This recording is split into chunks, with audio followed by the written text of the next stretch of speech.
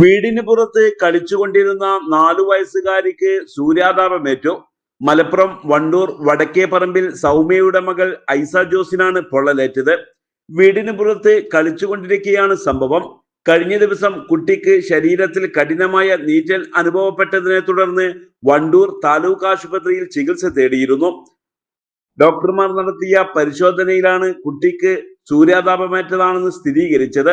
കുട്ടിയുടെ വയറിലും തലയുടെ പിൻഭാഗത്തുമാണ് പൊള്ളലേറ്റത്.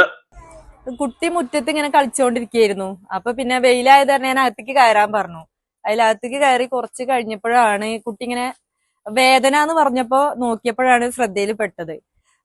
പിന്നെ ശരീരത്തിന്റെ പല ഭാഗങ്ങളിലായിട്ട് ഇങ്ങനെ കുമിളകൾ ഇങ്ങനെ കണ്ടപ്പോ ഞാൻ ഡോക്ടറെ അടുത്ത് കൊണ്ടുപോവുകയും ചെയ്തു.